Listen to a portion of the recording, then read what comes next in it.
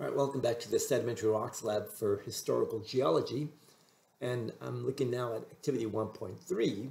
And here we're going to look at these different sands and describe some of the important weathering processes that might have led to the development of this sand. So the description of the sand, we got some sea urchin fragments, some coral fragments. I see some shell fragments in here. So the first thing that's going on here is this is bioclastic sediment. In other words, it's derived from once living organisms. So it's a chemical or biochemical sediment, right? And you can see that their clastic means broken. Remember the word clast, that's just a broken particle. Whether it's a silicate mineral or in this case a shell, it's still a clast, a broken particle. So there, obviously to make these, there's some sort of mechanical energy. Whoops, let's put the L in there. Some mechanical energy, and that mechanical energy is some physical weathering process, right? So what's the process here? Probably maybe surf wave action could be the physical process, the physical weathering process. Looking down the line later on, if this sediment is in the environment for a while, because right now when you look at it, I mean, there's a little bit of rounding, maybe from the waves moving back and forth and rolling and stuff, but most of this other sediment or grains here are pretty angular. So this is remember, it's sand size in terms of the Wentworth scale, but it's also angular, which tells me that it's immature, right? At least in terms of the sorting, because it's poorly sorted, right? Let's put angular, let's add here that it's also poorly sorted, and the fact that it's angular, so texturally immature, right? That's what we want to add there. All right, so let's look at the second sediment here. And here, here this looks like it's mostly quartz grains. I can tell because it has that vitreous luster, right? Angular quartz and some rock fragments over here. Lithics is another word we use for rock fragments, or lithics. And this is a glacial sediment. And sometimes when we look at glacial sediment, we try to see if the grains are etched or scratched by, glaciers moving this, and the rocks or minerals are scratching against each other. And there might be some scratches in here. So this is up in British Columbia. So 0.25 to 5.5. So again, we're in the sand size, and we're looking at it's angular grains, and there it's moderately sorted. We want to try to describe this. So there has been a little bit of sorting because they're all close to the same age, but definitely very angular, so relatively mature. So the processes that are going on here, there's some physical or mechanical weathering, right? In this case by the glacier breaking the stuff up. The fact that I'm primarily, the fact that these are still angular and I don't see any rounded grains tells me that it hasn't traveled very far. But I do see some rock fragments with, looks like there's mafic minerals in there, so I wouldn't say there's a whole lot of chemical weathering in here. So in this case, develop these sands. So in this case, it's probably the more important process here would be the physical weathering process for both of these. Remember, mechanical weathering is also the same thing as saying as physical weathering. Now for this one here, rounded grains of olivine. These look like the green sand beaches of Hawaii, especially the Big Island. So there's some mafic minerals or maybe volcanic glass. I guess that's what it is, volcanic glass, and the mafic olivine. Remember, olivine is a iron magnesium silicate, so this should experience oxidation very quickly. So the fact that I still see lots of olivine is telling me that there's not a whole lot of chemical weathering in here, because this stuff should rust away pretty quickly. So again, and the fact that these are what size? They're 1 millimeter, so they're sand size on the Wentworth scale. They're well rounded, and so in this case, how are they rounding? There's no long rivers in Hawaii, but there is plenty of wave action. So in this case, we're going to look at the wave or surf action as a main process that's developing these rounded grains. So again, and that's going to be a physical or mechanical, right, weathering process. So that's important for making these round grains. Again, we're not looking at very much chemical weathering here. So it looks like all three of these are examples of mechanical or physical weathering.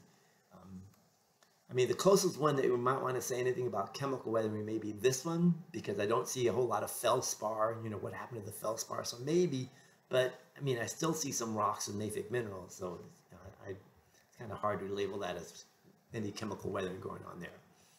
All right, so looking at letter B, the main process of chemical weathering are hydrolysis, oxidation, dissolution.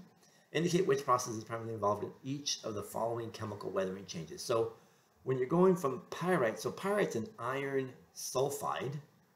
I think it's FeS2 or Fe2S, but anyway, it's an iron sulfide. And remember, the hematite's an oxide. So this one, you're rusting that iron and you're making iron oxide, so oxidation. Calcite to calcite, oh yeah, so this you're dissolving, right? So that'd be the dissolution. Feldspar, so in fact, I've talked about these, so you should be able to answer these next, you know, I did a couple for you, so take a look at these and try to answer those. And then when we get to this next activity, so again, we're looking at the different sedimentary rock types, in this case, siliciclastic rocks, all these here. Oh, well, they're going to be siliciclastic, activity 1.4. So remember, siliciclastic, broken silicate minerals, right? In this case, for this first sample there, I don't see any grains.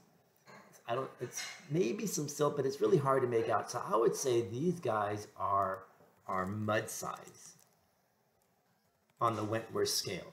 Mud size on the Wentworth scale.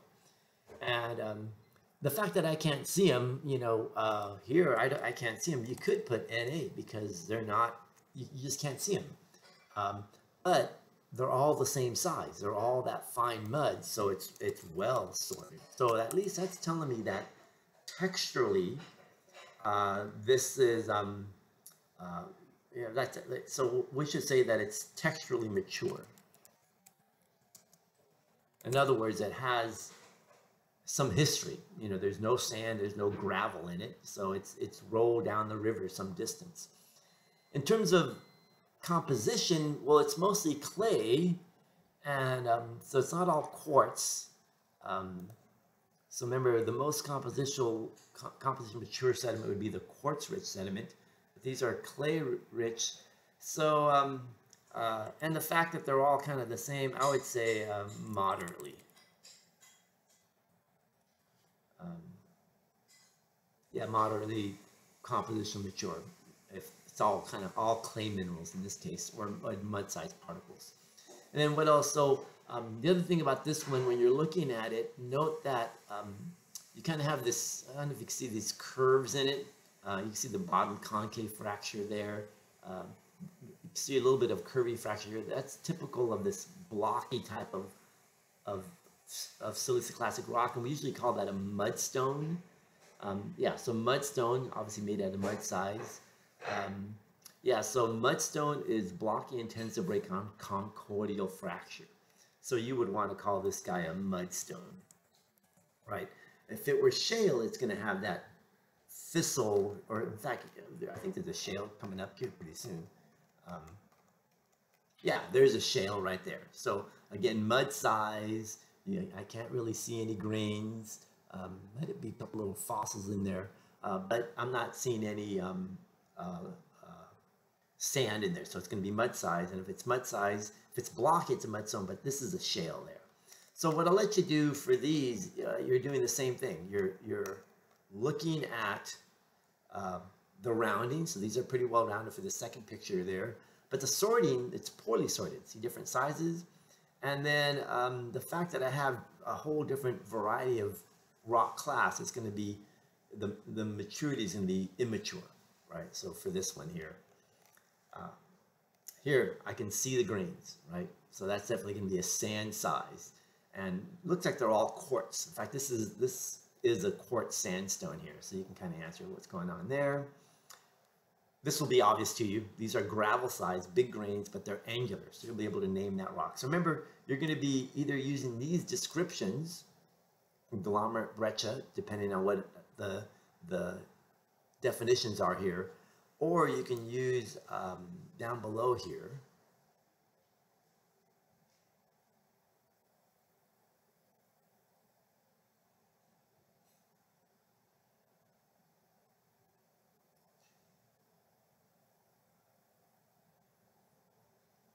yes, you want to use these descriptions here to name those sedimentary rocks. And also look in your textbook. There's descriptions of all these as well. All right, I'll let you finish off the different types of rocks. This is some sort of sandstone here, before I go on. And it has some dark minerals. These are sand size actually, and so these are clay size or mud size. So it's poorly sorted sandstone. And it's one of the ones we talked about earlier in the first video. All right, so for the chemical sedimentary rocks, they're either going to be precipitate from water directly, or they're going to be some sort of biochemical sediment, like that biochemical sediment we saw earlier, that bioclastic. And for the chemical rocks, you can see there's a variety of them here that I described, so make sure you understand those. Oolitic sandstone there, and the travertine. Biochemical, again, some sort of organism was living and left these body parts, right? Mostly the hard body parts, although for the petroleum and coal, right, we're burying that organic material. So again, read about these different biochemical rocks, especially know the difference between the coquina and the fossiliferous limestone. You can read about micrite and chalk, biogenic chert. I talk about these quite a bit in my video lecture, so make sure you understand that. Some questions about coal and the different types of names we have for coal based on the amount of carbon they have them. Yeah, proportion of carbon there.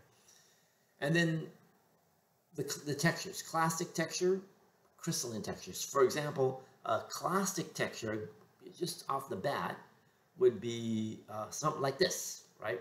Broken particles together, like this quartz sandstone. That's a clastic texture, broken particle. Whereas a crystalline texture would be like this one here. See these crystals of halite all together? That's a good example of a crystalline texture, or the microcrystalline texture of the chert there. Even the travertine would be considered a crystalline texture. All right, so that's the texture part down there. Then activity 1.5, I want you to look at these 6 rocks. There's only 6 rocks, and these are like hand sample size, and I want you to identify them, fill in all these descriptors. Make sure you fill in every box here when you're describing these sedimentary rocks. Finally, the last part deals with these sedimentary structures, right? And I think we already did an exercise on that in for this week. But go ahead and look at this, and there's a couple of 3 short questions on this down at the bottom for activity 1.6. Oh yeah, so what you're doing here, you're connecting these, you're matching these. And make sure you pay attention to these and try to get this right, and I'll grade it because I have something like this similar on the exam where you match, you do different matching. All right, so I'm almost at 15 minutes here, so I'm going to stop this video and I'll post this material for you. All right, see you next week.